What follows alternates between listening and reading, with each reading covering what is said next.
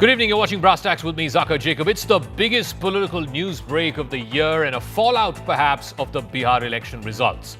A top Congress source has told CNN News 18 that the Congress party has now decided it is time to put an end to the India alliance. That the Congress party will now go it alone in the upcoming elections, whether it's in Bengal or in Tamil Nadu or even in Uttar Pradesh, the elections that are slated for early 2027.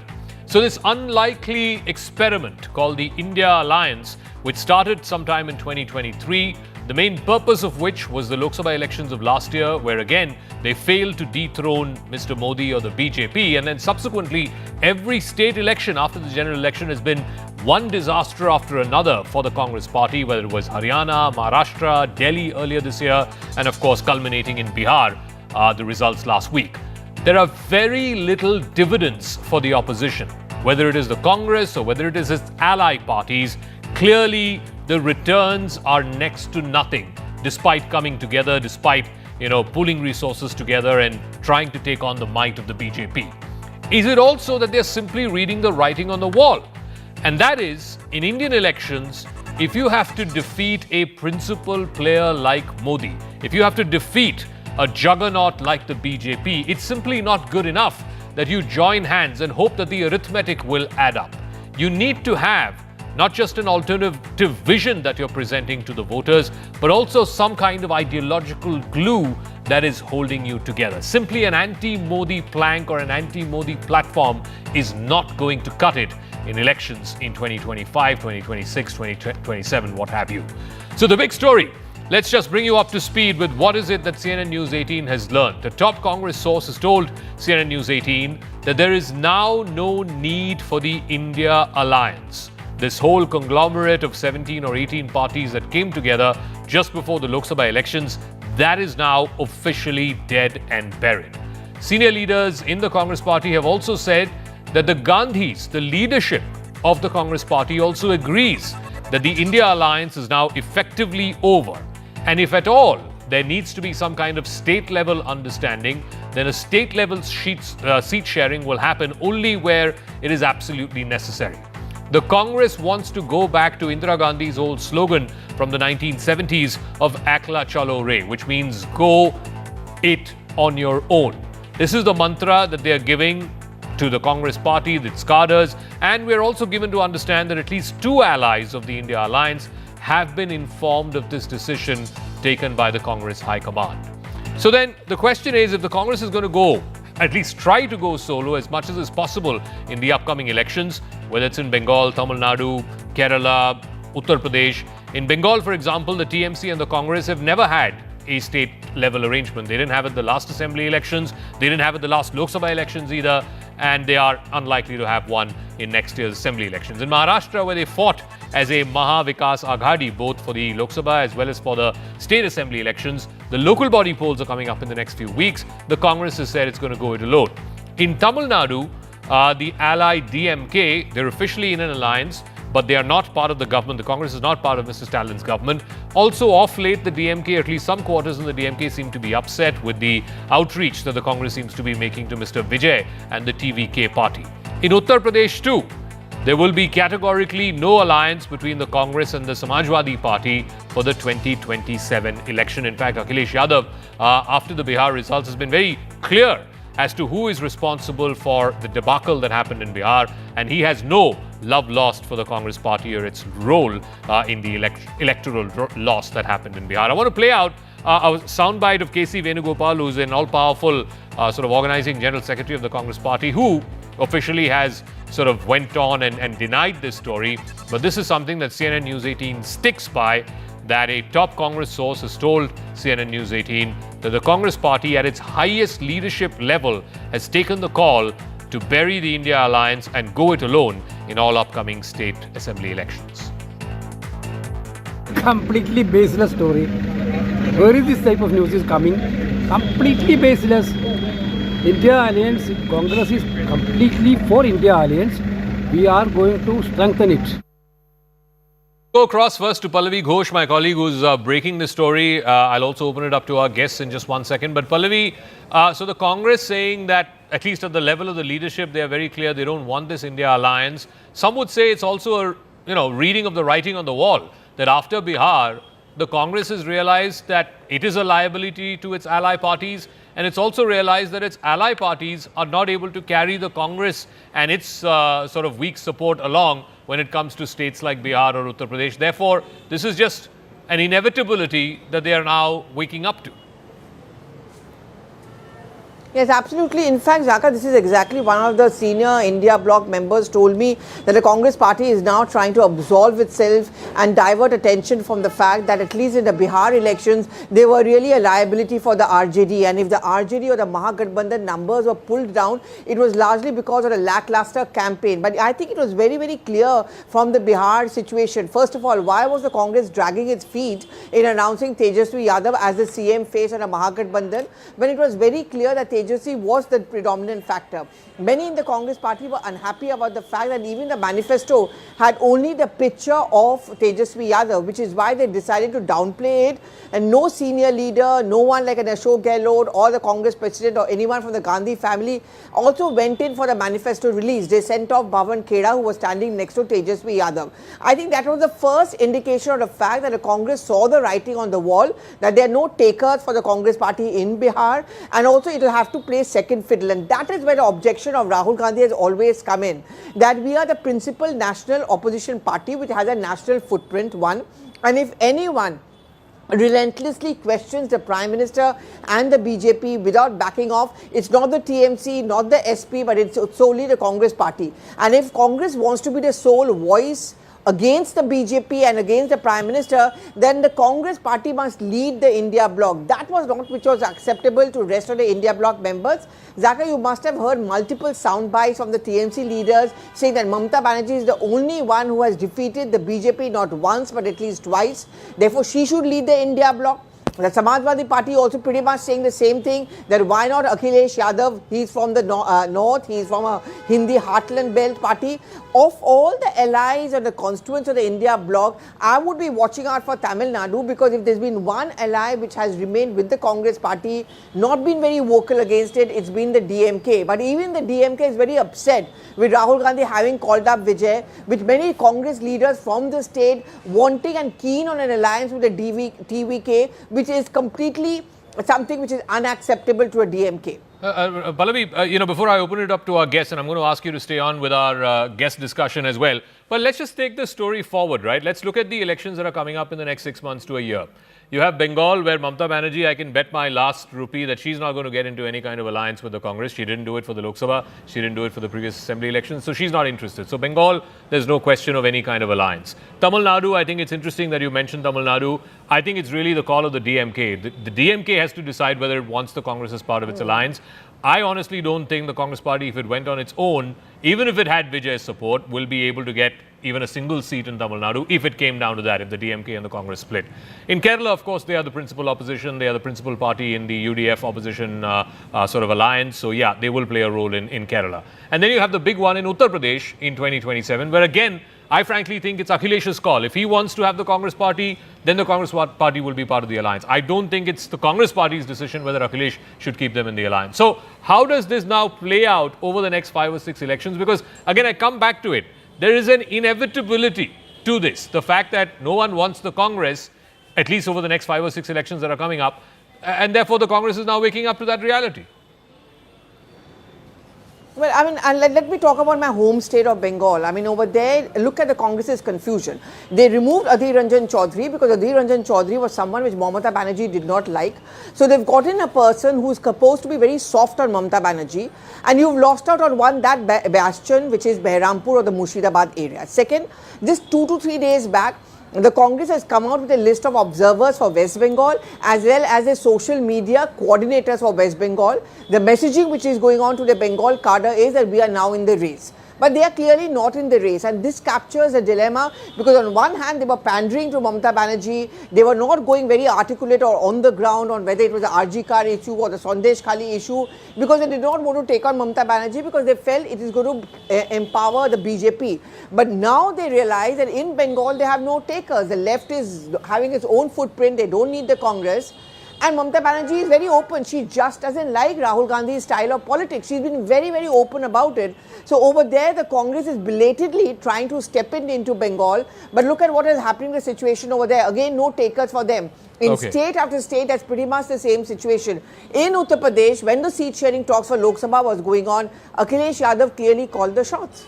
Okay, Pallavi, stay on with us. I'm going to open this up to our guest. Sanju Verma is national spokesperson of the BJP. Sumansi Raman, political analyst, joining us. Sanjeev Srivastava, senior journalist, joining us. So, the breaking story again here on CNN News 18. It's a top political news break here on CNN News 18. That a top source in the Congress party has said that the time has come to put an end to this India alliance experiment. The Congress party, after the series of reversals, Bihar was the latest, it was Delhi State Assembly earlier this year, it was Haryana last year, Maharashtra last year, has decided now it's time to go alone, to go it solo. Sanju Verma, is it an inevitability? Is the Congress party sort of reading the writing on the wall? Or is it that its allies have also figured that the Congress is a liability, so it doesn't work? It's a lose-lose situation, whether for Congress or for its allies.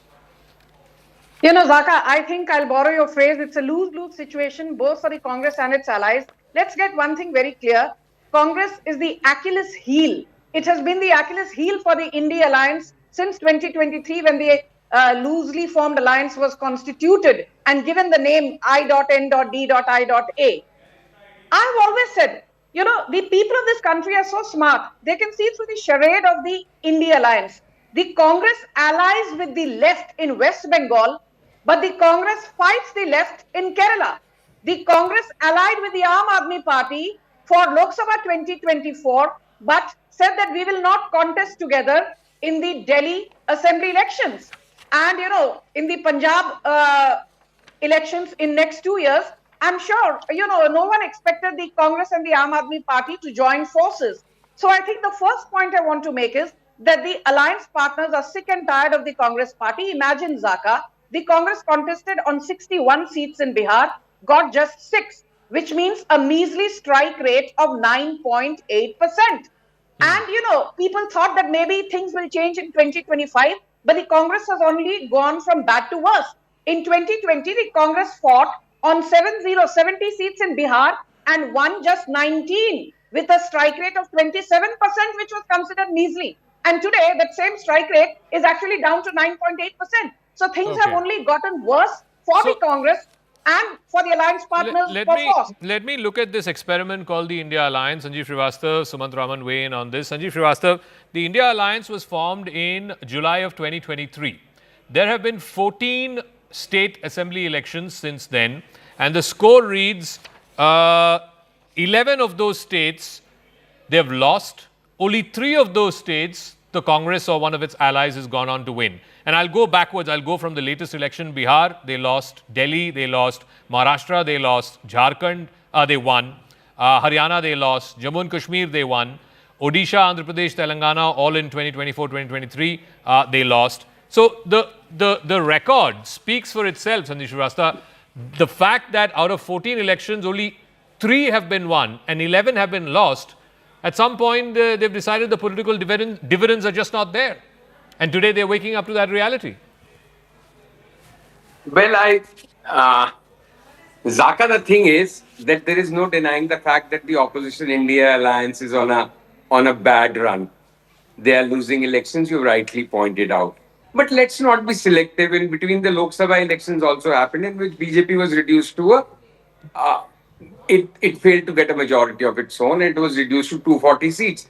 Imagine if there was no India alliance, then that result would not have been possible. So things happen and things happen. So right now it's a bad course, bad run, and they deserve it. They deserve it. They have not worked well. But divided, they will fall even further. That is for certain.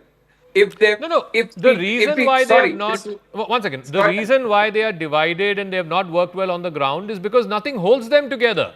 Other than an anti-Modi glue, which is simply not good enough. Voter after voter in state after state is saying, just because you are anti-Modi, that doesn't mean we're going to vote for you. You are half right and half wrong, in my opinion. Okay. You are half right, yes. The Vipaksh or the opposition or the N.D.A alliance need to have a better, stronger, more convincing narrative to take to the voter, which they failed to do in Bihar which they really squandered away all the advantage they had in Lok Sabha election, in the assembly election in Maharashtra and Haryana. So they need to work on their narrative. When I said divided, they will fall. If they were divided, Tejasvi would not have got 25 seats and Congress would not have got 6 seats also, and BJP would have got No, I think it would, frankly, 215 I'm willing to wager a 220. bet. There are 4 eminent political folks on this Zaka. panel. I'm willing to wager a bet, had Tejasvi Yadav gone it alone, he probably would have ended up with more than 25. Yeah. I'm pretty certain about it. Well, I don't think so. But Okay. then we are entitled to our difference of opinion. Okay. If Congress contested 60 and got 6, they just be contested about 150 or 160 and got 25. So what's they did figure and perform better, but that is a competition between two big losers. Okay, It was but, Sanjay, BJP I'm coming to you. I and also want to did get very well. Sumant Raman on this. See, but the fundamental point, Sumant, here is this, that when you have a state-level alliance, and let's take the classic example of Bihar. In Bihar, both the principal allies, RJD and Congress, were on 2 different planets, taking up 2 different issues. For the Congress, SIR was the most important issue. For the RJD, it was youth, unemployment, jobs for the youth, etc., which was the biggest issue. On the day that Tejasvi Yadav was announced as the chief ministerial face of the opposition alliance, Rahul Gandhi did not even turn up. The whole manifesto release, again, Rahul Gandhi did not turn up. It was called Tejasvi Patra. There were only posters of Tejasvi. I mean, my point is, let's say, Mr. Dr. Raman, in your state, Tamil Nadu, next year, you think there's going to be Rahul Gandhi's posters along with Mr. Stalin? No, obviously not. The entire election is going to be fought on Mr. Stalin's face, either for or against him. Zaka, I'll probably disagree slightly as far as Tamil Nadu is concerned, but that's for another reason. I mean, the reason is that there is a fairly significant anti-incumbency against the DMK, and therefore, even that 4% or 5% that the Congress brings to the DMK alliance is considered very, very important for them. So that's a separate issue. There are 2 fundamental problems with the Congress. One is the leadership. I think that is the elephant in the room. I mean, you can say whatever you want, but the bottom line is, here is somebody who's leading the Congress party to defeat after defeat after defeat after defeat over a period of 10 years' time, interspersed with really a smattering of victories, and some of those victories also can be attributed to powerful regional leaders, like, for instance, the victories in Karnataka and so on. The second problem that the Congress faces is that the issues that it is actually picking up. Look, there is no more left of center government in terms of economic policy than the present NDA government of Mr. Modi. Almost all the schemes, freebies after freebies, are being doled out. 80 crore people get free rations, and a whole lot of things are being done, which is actually left. But the Congress, in its attempt to, to sort of move to that sort of we are with the masses, and the BJP is actually with the rich and so on. It's actually alienated a huge segment of people. Okay. One, the people who are aspirational. Look, everyone in this country, whether the BJP delivers or not, they are promising the moon. Here, what is the Congress promising? The Congress is promising to cut the pie into smaller slices on the basis of caste in terms of reservations. And the rest of the time, it's basically issues which are not resonating on the ground, like the SIR. So if one party is promising if you're promising the moon, then the onus is on the opposition to call them out for it. No, who's stopping the opposition from doing that?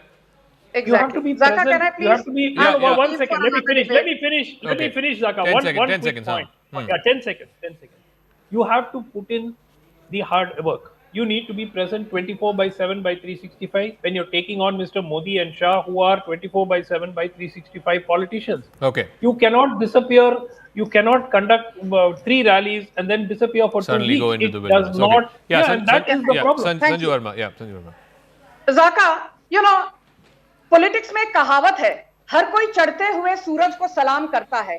You tell me, why would any alliance partner endorse the Congress party? For the last 48 years, Congress has not been able to win West Bengal. For the last 38 years, Congress has not been able to form government in Uttar Pradesh. For 35 years, Congress has not been able to form government in Bihar. For 46 years, Congress has not been able to form government in Sikkim. For 30 years, Congress has not been able to form government in Gujarat. So, bhai, jo party bar harti hai, Rahul Gandhi has lost 95 big and small elections in a row. Why would anybody want to endorse a deadwood like Rahul Gandhi? And let's not forget, Mr. Raman said the Congress, is only cutting the pie into smaller pieces, but the BJP is promising the moon. The BJP is not just promising the moon, the BJP is delivering on the ground. The Khatakhat model of Congress has thrown Karnataka into the throes of bankruptcy. The Khatakhat model of Congress has thrown Himachal into the throes of bankruptcy. As far as DMK goes, don't you know that 65,000 crores is being borrowed by N.K. Stalin every quarter from the RBI simply to stay afloat? And Revant Reddy has clearly said, "Mujhse na ho payega. I have no money for any growth-oriented governance or development initiatives." Okay. Again, the Khatakhat model has failed in Telangana. No. So you are please also promising understand 10,000 rupees to Rahul women, Gandhi. 1,500 you are rupees also to giving Ladki freebies. Behan and all that. That's fine. And, 80,000 everybody is out competing when it comes to freebies. But anyway, we'll leave it at that. I want to get Pallavi a final word before I go to the next segment, which is also equally interesting, I promise. Pallavi, I think Dr. Raman has hit the nail on the head. At the end of the day, what is the elephant in the room? The elephant in the room is the leadership. It's the leadership that's deciding alliances. It's the leadership that should be out there campaigning. It's the leadership that's picking up issues. I mean, who picked up the SIR issue as the number one issue as far as the Congress party is concerned? It's the leadership. When will that question be asked? When will the accountability of the leadership be brought into question? That's the elephant in the room. Well, never, Zaka, if it's the Congress party. No one is ever going to blame Rahul Gandhi for it. Because I remember after the Bharat Jodo Yatra and the Lok Sabha elections where the BJP never got a simple majority, all credit was given to Rahul Gandhi for the Bharat Jodo Yatra. I remember after the Voter Adhikar Yatra ended in Patna, again the Congress party kept on saying it is because of the Voter Adhikar Yatra that the Congress party is going to do well. But I just tracked down and retraced that entire belt. In none of them has the Congress party even won. And in fact, in all the areas where Rahul Gandhi campaigned, barring one, which is Kishanganj, in none of them the Congress party has won any seats for the Bihar elections. But who's going to be asking this question? Because if you ask this question of any Congress leader, the first response is that, listen, he's a national leader. You cannot hold him responsible for the state electoral results. But the point is that from the campaigns till the election of the candidates named, everything is sorted out from the top, which is Rahul Gandhi, in terms of the campaign. So in the Congress party, we as reporters, or if we ask for this question and search for these answers, we are always told that please don't even ask these kind of questions. It's going to make you godi. And the second important thing is, how can you drag Rahul Gandhi into state elections? Okay, Pallavi, we'll leave it at that. I want to request both Sanjeev and Dr. One sentence. Okay, one sentence, Zaka. Yeah. That is changing. Off the record, there are enough and more Congress leaders who are now willing to pin the blame on Rahul Gandhi. Obviously, they will not come out and say it openly. But to people I have spoken to, they have been quite vocal in saying, look, there is a big problem, and that is the elephant in the room. I don't know. I mean, I look at the G23 experiment. I mean, where has it gone? I haven't heard anyone of any consequence coming out publicly and saying, this is the elephant in the room. And we need to address the fact that the leadership is picking up the wrong issues, or the leadership does not have a successful record to show for. Talking about the G23, I want to address one of the prominent members of the G23, and he's really, now it's a curious case, as I call it, and I said this, in a promotional video about the show as well. It's the curious case of Dr. Shashi Tharoor. He has publicly undercut the Congress party's official line again and again. The latest one being just earlier this week, the Congress MP from Kerala sparked off a fresh point of friction with his party bosses after he praised Prime Minister Narendra Modi's speech at the Ramnath Goenka lecture that happened earlier this week.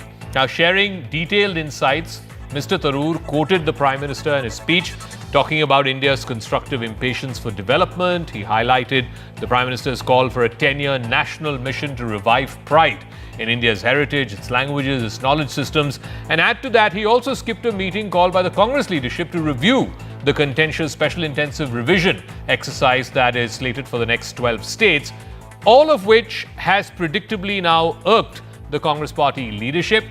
Now, there is a pattern here. This is not the first time that Dr. Tharoor has praised either the Prime Minister or the BJP. It's not recent either. In fact, it goes all the way back to 2014 when Mr. Modi first became Prime Minister. Dr. Tharoor at that time had said that it would be churlish to ignore Prime Minister Modi's inclusive outreach. Just earlier this year, He praised Prime Minister Modi's leadership during Operation Sindoor, calling him a prime asset for India. That prompted criticism from party colleagues. Despite all the speculation, Tharoor has repeatedly clarified that he has no intention of leaving the Congress and joining the BJP. But Congress insiders have been uneasy with some of the recent comments that Dr. Tharoor has been making, with some even suggesting that he should leave the party if he no longer believes in the Congress's ideology. Let's listen in. वो एक newspaper के event पे गए थे तो उनको बताना चाहिए कि उनको निष्पक्ष पत्रकारिता से क्या दिक्कत है। उनको तो वहाँ पर बोलना चाहिए था कि वो सच बोलने वालों और दिखाने वालों से क्यों इतना चिढ़ते हैं, उनके ऊपर एफआईआर क्यों कराते हैं। मुझे तो कोई तारीफ़ का कारण नहीं नज़र आया, पता नहीं उनको कैसे नज़र आ गया। मुझे तारीफ़ का कोई कारण नहीं नज़र आया और मैं तो उस स्पीच की मुझे तो बहुत ही निम्न स्तरीय स्पीच लगी। शशि थरूर जी, देखिए, कोई आप किसी कार्यक्रम में जाएं, प्रधानमंत्री हो, एक शिष्टाचार में आप तारीफ़ कर दें, वो सब अलग बात होती है। कांग्रेस की तारीफ़ करते तो मैंने सुनी नहीं। पंडित नेहरू को तो वो बल्कि उनके बारे में तो आलोचना ही वो करते सुनते हैं। वो दूसरी बात है कि तथ्यहीन आलोचना करते हैं। तो मुझे लगता है कि फिर आपका जो मूल है कि आप कांग्रेस में क्यों हो, वो टूट जाता है। इसमें अगर आप कांग्रेस की विचारधारा में नहीं विश्वास करते हैं और उसके विपरीत खड़े हुए किसी की तारीफ़ करते हैं, तारीफ़ करना आपका अधिकार है, पर मुझे लगता है उस पार्टी में रहना आपके लिए कम से कम उचित नहीं होगा। Okay, so Sandeep Dixit coming out and saying that if he so wants to praise Prime Minister Modi, then he should just join the BJP. A lot of other Congresses are also saying the same thing. Kapil Komireddy, author, is now joining us. Sumant Raman continues to be with us, and Sanjeev Srivastava is also continuing to be with us. Mr. Komireddy, let me start with you first. I mean, I've listed out the number of times Dr. Tharoor has praised Prime Minister Modi. He is of the belief that in politics, it shouldn't be so brutal and so acerbic to each other that you forget political niceties or courtesies, and wherever praise needs to be given, needs to be given. That's his view. But has it, in your view, gone, too far this time around? He's just constantly praising the Prime Minister and still he is part of the principal opposition party. Right. I've looked at the tweet and shorn of the sensationalism superimposed upon it by the press. It struck me, as I was telling a friend this morning who sent it to me, it struck me more like a summary of the Prime Minister's speech, more like a memo of what he said. It was somewhat uncritical. One of the things the Prime Minister said, he accused the Congress party of being infested with Muslim League elements. He cast the principal opposition party of the country as an existential threat to the country. That also, I think, should have been included. But Shashi Tharoor has been a diplomat for almost 3 decades, was a diplomat at the United Nations. I think he tends to err on the side of caution.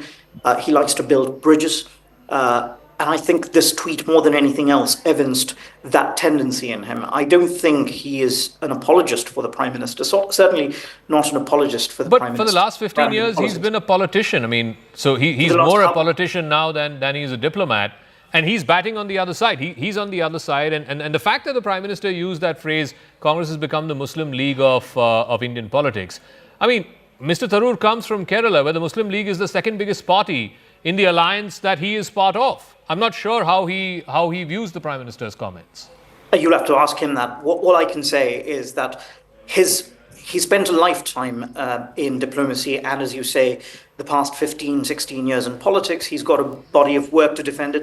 And I think he's a more eloquent champion of the values that Congress claims to espouse than the current leadership of the Congress party. He's a very effective champion of those values. And I think it's unfair to call him out as an apologist for the Prime Minister simply because he is not consistently he hasn't cast himself as a lackey of the leadership of the Congress Sanjeev Srivastava, do you agree with that view of Mr. Komireddy, or is that too benign a view? Because there's also this political view that, he's just waiting for the party to throw him out because then he can keep his MP-ship and he's going to be MP till 2029.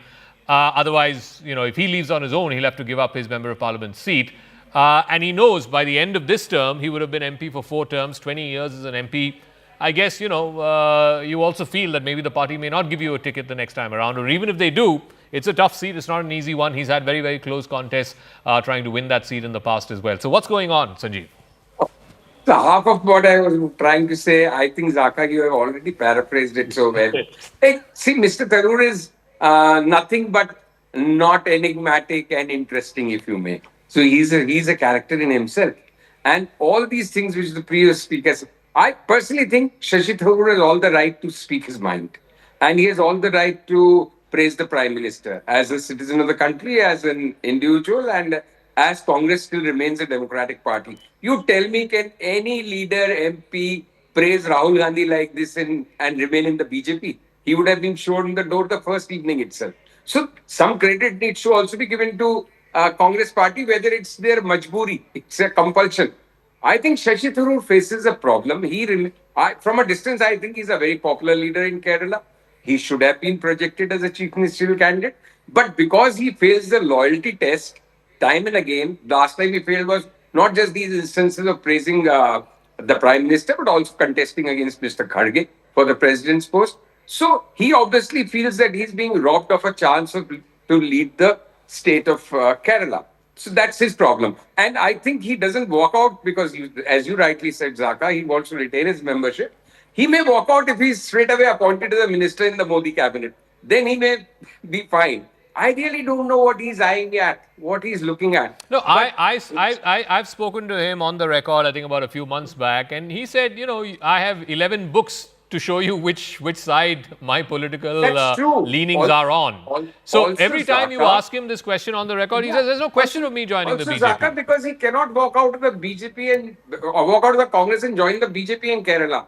BJP hardly exists in Kerala. Yeah, that's his the other political problem, future in Kerala is between Communists and Congress party. So he's just playing an interesting game. I think he just keeps teasing. No, some of it is true also. So Sumant Raman, what is, let's war game this, right? I mean, what is his end game here? He praises the Prime Minister, and every time the praise, I think, is a little more effusive than the previous time. I mean, it's almost like you're throwing the gauntlet to the Congress High Command and saying, Absolutely. well, if you want to sack me, then sack me. Expel me. I think he's pushing clearly. It's look, Mr. Shashi Tharoor is nobody's fool. He knows exactly what he's doing. He's been a diplomat for God knows how many decades. So every sentence that he speaks, he knows exactly what the intention or what the message that he's trying to convey is actually going to be. Look, Zaka, had he been critical of the Congress High Command, that would have been a separate issue altogether, right? That would have been seen as, being a true, a Democrat speaking his mind, and actually, that may have even won him friends within the Congress party, though they could not have come out and said so. The point is, he praises Mr. Advani. He praises the Prime Minister not once, not twice, not thrice. Even when the Prime Minister has made a virtual accusation calling the Congress a Muslim party. Now, the point really is that clearly he is saying, throw me out if you dare. Because if you don't throw me out, I'm going to continue down this route. Okay, so again, let me just war game that. Okay, let's say the party crosses that bridge and says, okay, we can't have you, praising the Prime Minister virtually every week or every other week. We're going to throw you out. Then what happens? What happens next? Does he join the BJP? Does the BJP need him? Does he need the BJP? What happens next?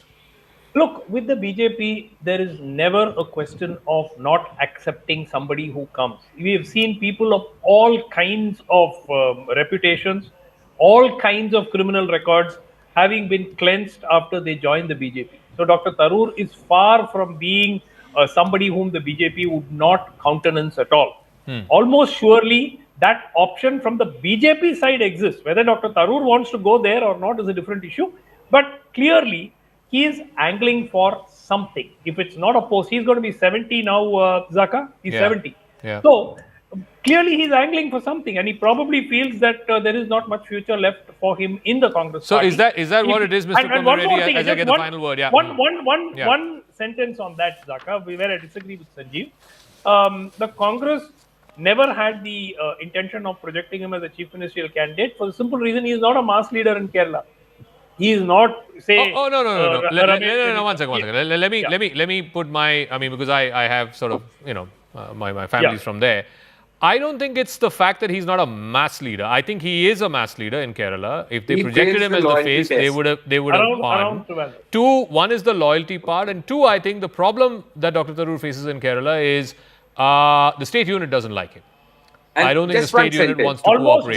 That's the real reason. Not that they would not have won the election. They would have, in fact, won a bigger majority if they projected him. That's my view. Anyway, Sorry, Sanjeev, the biggest mass leader from Kerala K.C. Venugopal runs the Congress party nationally.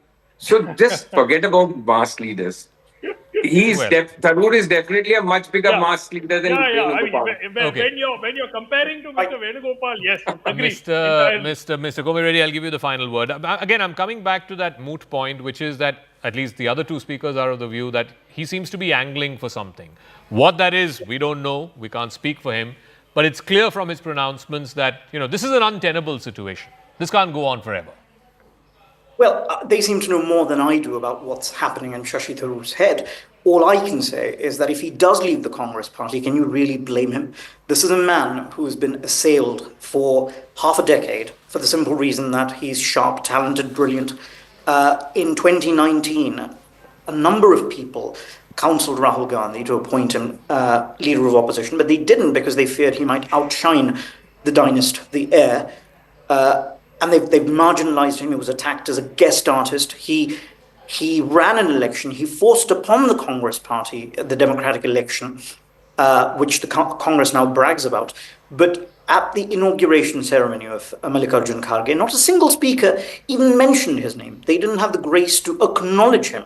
This is the man who received more votes as a runner-up than anyone in the history of that party, and they didn't have the decency to acknowledge his name. He is possibly the most experienced foreign policy hand in the opposition, in India perhaps, more even than our current External Affairs Minister.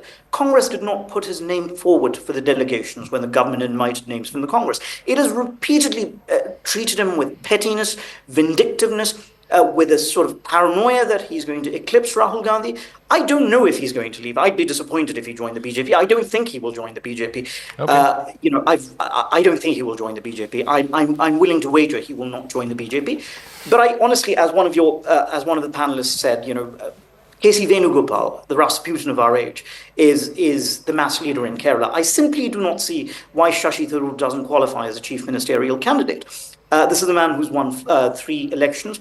And I recently was abroad. I was in Eastern Europe. And the only politicians, I was traveling through 6 different countries, meeting the leadership there, the only politician they recognize, apart from the Prime Minister, is Tharoor going back to his UN days. This is a man whom they will not name as part of a delegation to go abroad. So this is a man who's endured a lot of offensive remarks about him, a lot of insults, all because he's good. I mean, imagine being a party that exists to provide subsistence to one family. I mean, it's almost insulting. That's the conversation we ought to be having. Okay, we'll leave it at that for now, though. Thank you very much, Mr. Komi Reddy, Sanjeev, and Dr. Sumant Raman for joining us. This is a fascinating conversation. And I want to say this on the record. I mean, I have interviewed Dr. Tharoor a number of times. I've been pressing him for an interview virtually every day, every week. Hopefully, he'll speak to me sooner than later. But every time we've spoken, he has made it categorical, on record, off record, that he has no intentions whatsoever of joining the BJP. We'll see. We'll see. Politics is a long road. It's a long, winding road.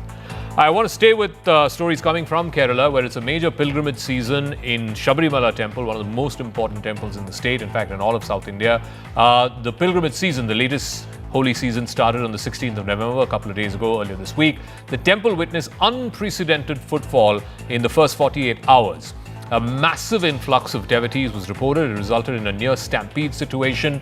Reports say more than 2 lakh pilgrims reached the temple in just 48 hours. That is more than double the usual 40,000-50,000 people who turn up. Many devotees complained of long waiting hours, inadequate assistance, congestion along the trekking routes. And amid this heavy rush, a 58-year-old woman collapsed and died after she suffered a heart attack while trekking along the Pamba, the river there. As the state government comes under fire for all the inadequacies for the pilgrims, the Travancore Devasam Board chief has admitted that there have been lapses that have been made. See, children are also facing so many problems. See, the police also not caring about the people, not giving the water also properly. What is this? At a Mandal time, so many people will come. After Makara Jyoti, also so many people will come. But people are facing so many problems. They are not taking certain precautions to about the pilgrims. Why then? What is the government is doing? Never seen this issue from. We are coming from past 6 years. Never seen this issue. No proper administration, worst management, worst this time, very worst. God is great, but maintenance wrong. That's what they have to maintain perfectly. Management pura waste. Management pura waste.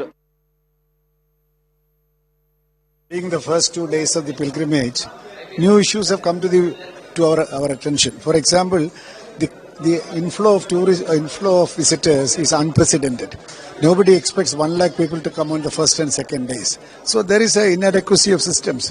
What we are trying to do is avoid, or rather control the number of waiting hours. We'll allow them for darshan now, and then we'll barricade all these places.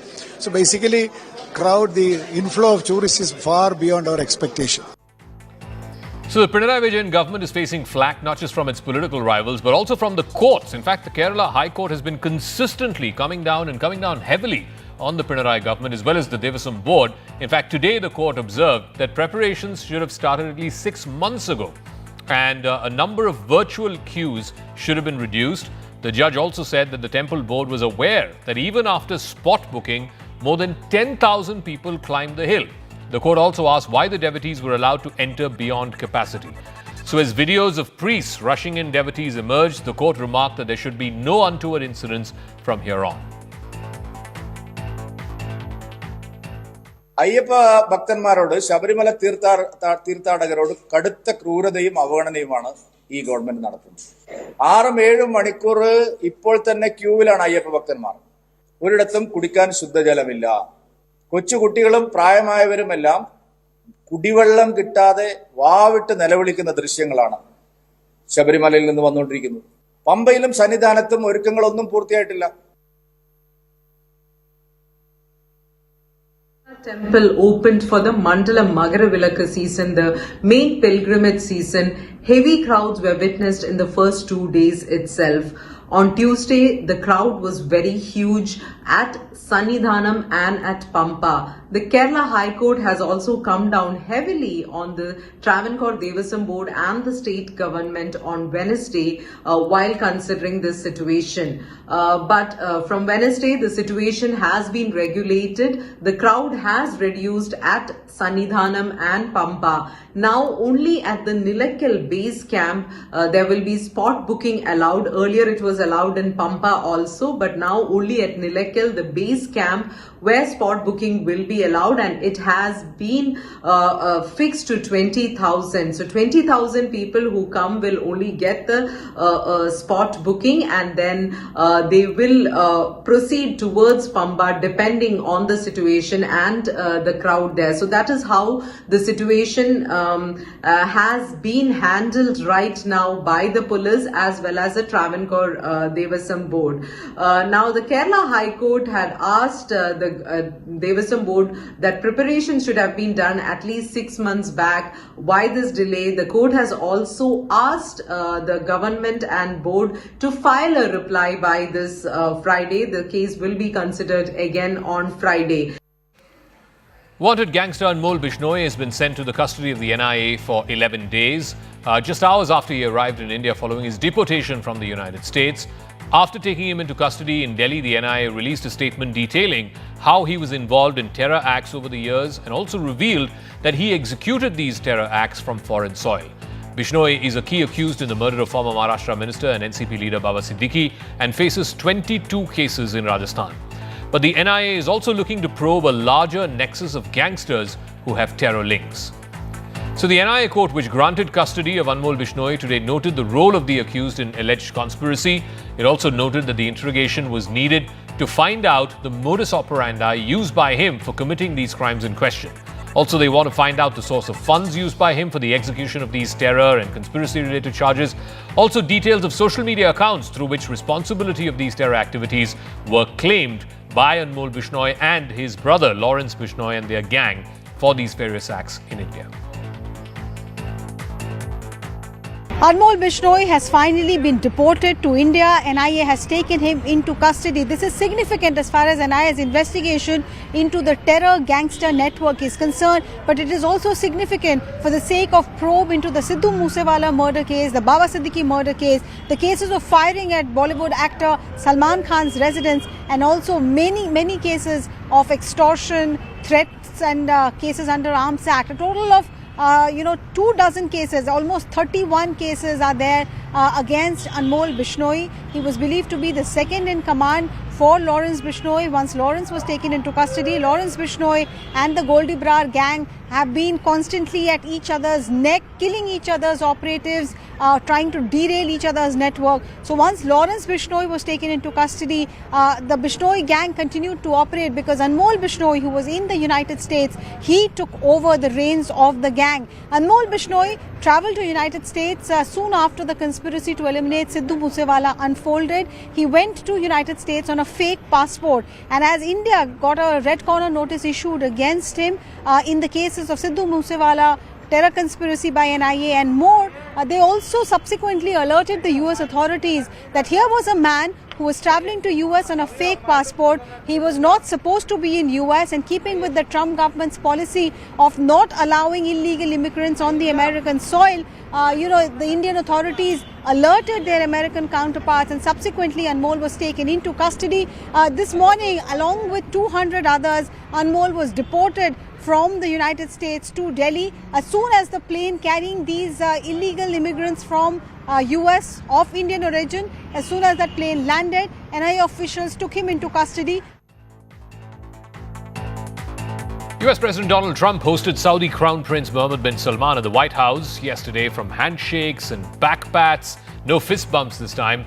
It was a lavish ceremony full of pomp and regalia. Trump literally rolled out the red carpet to welcome Mohammed bin Salman. He praised the Saudi leader's statesmanship. He announced a massive $1 trillion Saudi investment into America, while at the same time sidestepping some very serious concerns about Saudi Arabia and its human rights record, particularly that of Crown Prince M.B.S. when it comes to the murder of Jamal Khashoggi, the former Saudi journalist who was killed allegedly on the orders of M.B.S. So, why this sudden turnaround? M.B.S. 6 years ago was a pariah. Today, he's a state guest. I decode.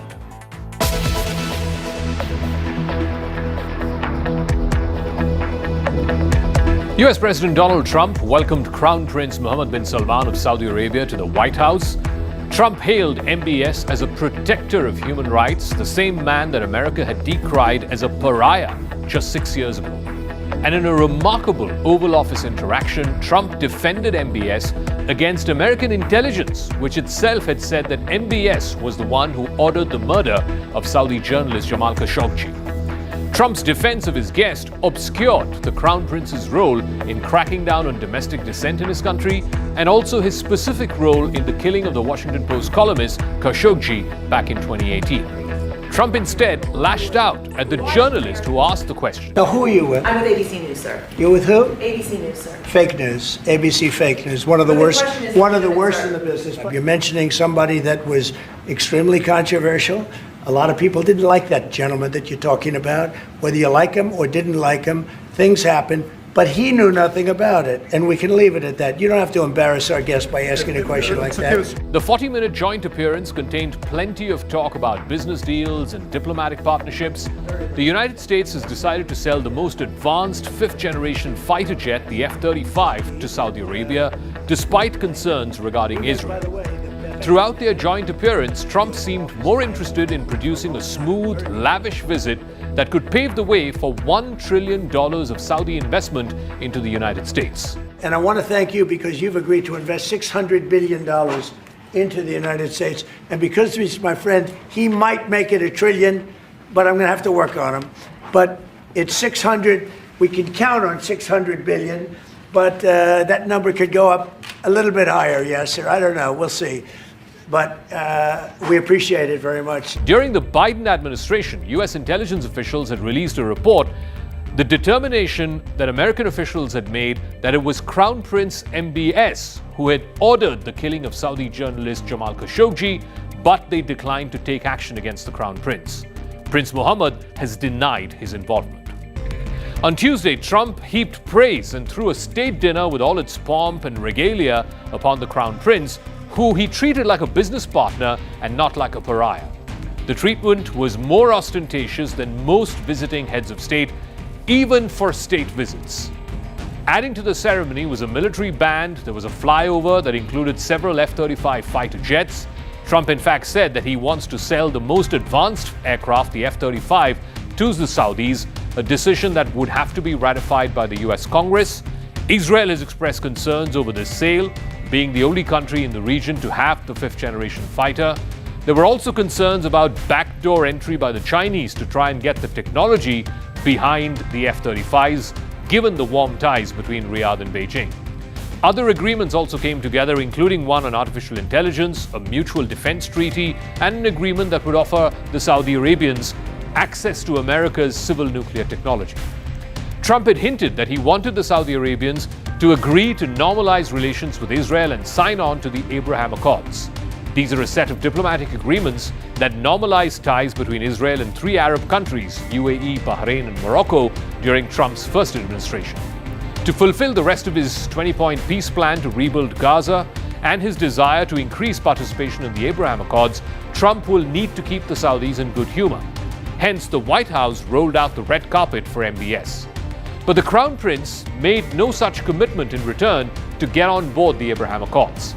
For the Saudis, the only way they can join the Accords and legitimize a diplomatic relationship with Israel is if Israeli Prime Minister Benjamin Netanyahu offers a credible path for Palestinian statehood, something that Netanyahu and his right-wing coalition partners have been loath to granting. Hence, MBS made no such commitment. So definitely, we believe having a good relation with all Middle Eastern countries is a good thing. And we want to be part of the Abraham Accord, but we want also to be sure that we secure a clear path of two-state solution. And today we have a healthy discussion with Mr. President that we're going to work on that to be sure that we can prepare the right situation as soon as possible to have that. The Trump family business has also reaped from the benefits of closely working with Saudi Arabia. This week, the Trump Organization and its Saudi partners, Dar al-Arkan, announced a new project allowing cryptocurrency investors to buy into Trump real estate projects using digital tokens. Jared Kushner, the president's son-in-law, who's been helping with the Middle East peace process, runs a private equity firm that has taken $2 billion from a fund that is led by Crown Prince MBS. The Crown Prince was honored Tuesday night at a welcome ceremony. There was also a black-tie dinner event at the White House. It was attended by major business leaders, including billionaire and former Trump advisor Elon Musk. On Wednesday, the Crown Prince is scheduled to participate, along with President Trump, in an investment conference at the Kennedy Center in Washington. This has been a major comeback of sorts for the once pariah Crown Prince Mohammed bin Salman. In return, Prince Mohammed has secured a commitment from America for access to its most advanced computer chips. These chips are critical in building vast data servers that Saudi Arabia needs to turn the country from an oil hub into an artificial intelligence powerhouse. Electricity-glutting chip processors will be powered by a mix of Saudi oil and renewable energy.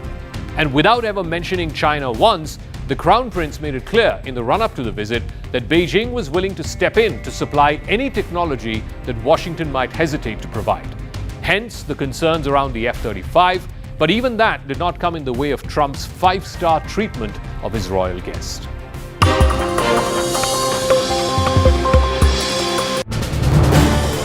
This is News 18 Network.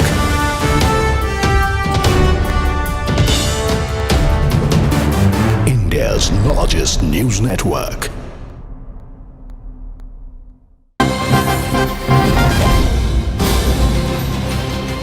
All right, of course, on CNN News 18, we are tracking Anmol Bishnoi's return. He is the wanted gangster who will arrive at the I.N.D.I.A airport. He's expected to arrive at around 10 a.m. and from there, as we were speaking to Anima earlier as well, expected to straight away be taken to court. We are tracking his return. We're tracking all sorts of movements that are going to be happening, transfers and interrogations that are to follow as well.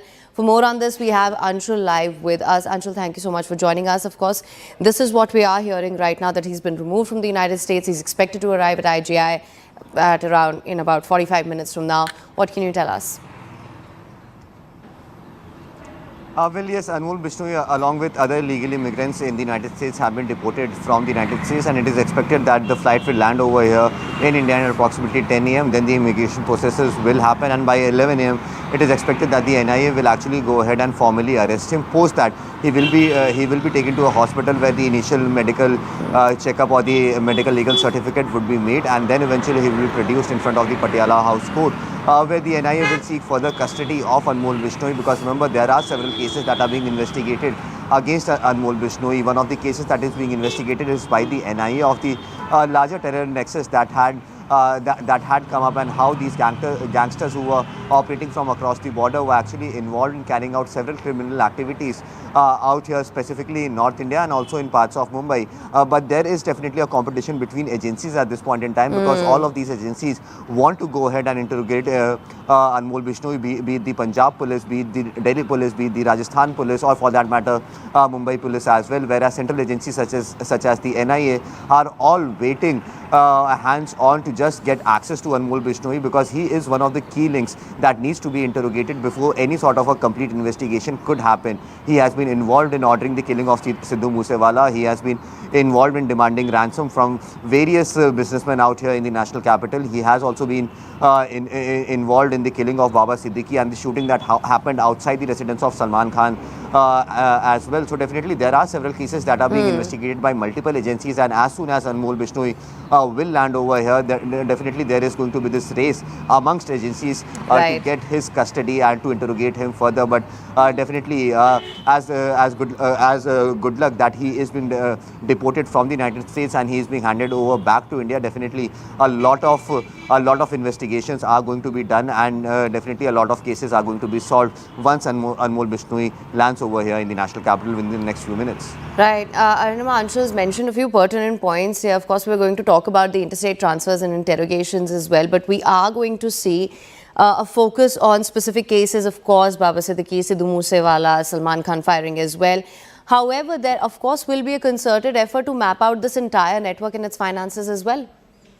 So there is a gangsters FIR that NIA was probing, in which Anmol Bishnoi, Lawrence Bishnoi, all their other associates have been named. So the entire gangster terror network in Punjab has been investigated by the National Investigation Agency. The charge sheet has been filed in this case, which dates back to 2022. And Anmol Bishnoi's custody, once taken by NIA, will focus on this particular FIR, this particular investigation itself. If you go by the other big man who was brought into NIA's custody from the United States, accused of terrorism, accused of a high-profile case like 2611, Tawahur Rana. So in that case also, Mumbai police wanted to question Tawahur Rana, and it was given a chance to question Tawahur Rana while he was still broadly in NIA's custody. So a similar pattern could be followed here as well. Well, NIA keeps the broad custody of Anmol Bishnoi, traveling with him from one part of the country to the other. One doesn't really know how it will work out security-wise, because these are high-profile, high-target gangsters. There are intra-gang rivalries at work as well. Goldie Brar is a player in Punjab, along with the Bishnois, who originally their support base is Rajasthan. So one will have to really see how the considerations are kept in mind. But the security agencies are definitely upbeat that Anmol Bishnoi's custody for NIA will unravel who are the other players in this. Already NIA has managed to carry out searches across Delhi NCR, Uttar Pradesh, Punjab, Rajasthan, Gujarat, to hunt out everyone who's supporting the Bishnois, supporting the Goldie Brar gang, essentially supporting this gangster terror network. But getting Anmol Bishnoi into custody will unravel whatever loose ends are still there as far as investigation goes. All right. Arunima and Anshul, thank you so much for joining us for all this information. Right now, we're of course going to be tracking all the developments closely. This is News 18 Network.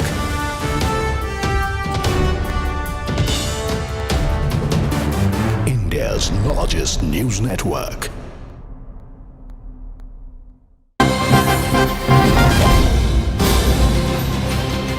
All right, of course, on CNN News 18, we are tracking Anmol Bishnoi's return. He is the wanted gangster who will arrive at the I.N.D.I.A airport. He's expected to arrive at around 10 a.m. and from there, as we were speaking to Arunima earlier as well, expected to straight away be taken to court.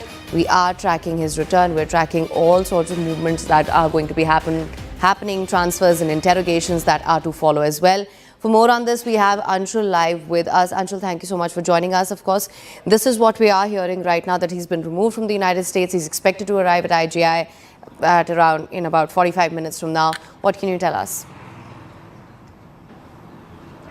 Well, yes, Anmol Bishnoi, along with other illegal immigrants in the United States, have been deported from the United States, and it is expected that the flight will land over here in India at approximately 10 a.m. Then the immigration processes will happen, and by 11 a.m., it is expected that the NIA will actually go ahead and formally arrest him. Post that, he will be taken to a hospital where the initial medical checkup or the medical legal certificate would be made, and then eventually he will be produced in front of the Patiala House Court, where the NIA will seek further custody of Anmol Bishnoi, because remember, there are several cases that are being investigated against Anmol Bishnoi. One of the cases that is being investigated is by the NIA of the larger terror nexus that had come up, and how these gangsters who were operating from across the border were actually involved in carrying out. By Century Ply, Club Prime, Raho Befikar.